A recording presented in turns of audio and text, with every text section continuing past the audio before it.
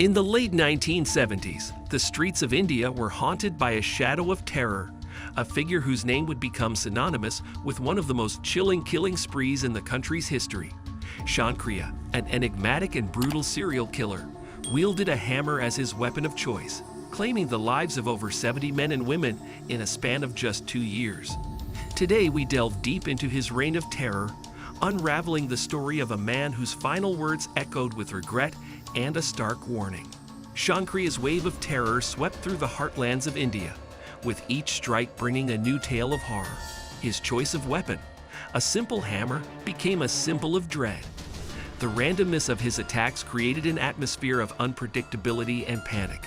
He did not discriminate in his choice of victims. Men, women, the young and the old all fell prey to his hammer. This lack of pattern made it immensely challenging for law enforcement to anticipate his next move and protect potential victims. The police were baffled by the sheer brutality and the non-discriminatory nature of the killings. Each crime scene was a gruesome tableau of violence, with little evidence left behind. Shankariya moved like a shadow, striking swiftly and then vanishing, making the investigation a relentless game of cat and mouse.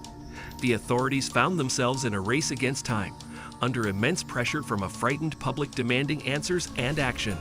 As the death toll rose, so did the stories of narrow escapes and close encounters. Survivors and witnesses recounted their horrifying experiences, providing glimpses into Shankariya's methods and personality. Yet these accounts often only deepened the mystery surrounding him. He was described as a man of few words, with a chilling calmness in his demeanor, adding a sinister layer to his already frightful persona.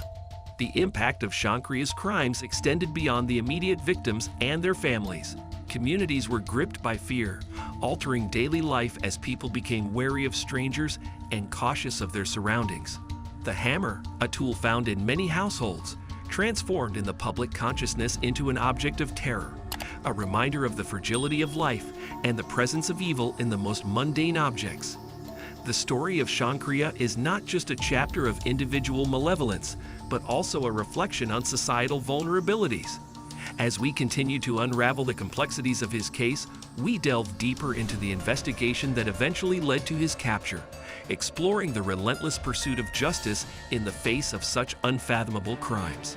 Witnesses who encountered Shankariya described him as an unassuming figure, someone who could easily blend into the crowds. This ability to go unnoticed allowed him to carry out his crimes with a terrifying level of success. Victims varied in age and background, underscoring the arbitrary nature of his violence. Men and women alike fell victim to his hammer. Their lives ended in sudden, brutal attacks. The investigation into Shankariya's crimes was fraught with challenges. The randomness of his attacks and the lack of clear motives left the police grappling for leads. As the body count rose, so did the public's fear and the pressure on law enforcement to bring the killer to justice. The breakthrough finally came, but not before dozens had lost their lives to Shankariya's hammer. Shankariya's arrest in 1979 brought some relief to a terrified public, but it also opened a window into his disturbed psyche. During interrogations, he revealed chilling details of his crimes. He spoke of his actions with a cold detachment, showing little remorse or understanding of the gravity of his deeds. His confessions were a mix of factual recounting and muddled explanations, painting a picture of a deeply troubled individual.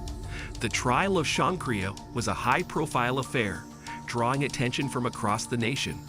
Prosecutors laid out the grim details of his crimes, while defense arguments centered on his mental state. The courtroom was a scene of palpable tension, as families of the victims and the public sought justice for the horrific acts committed. Shankariya was sentenced to death, a decision that sparked debate on the death penalty and criminal justice in India. His hanging in 1979 was swift, but his last words left a haunting legacy. "I have murdered in vain," he declared. "Nobody should become like me." These final words were seen by some as a moment of clarity, a recognition of the pointlessness of his violence.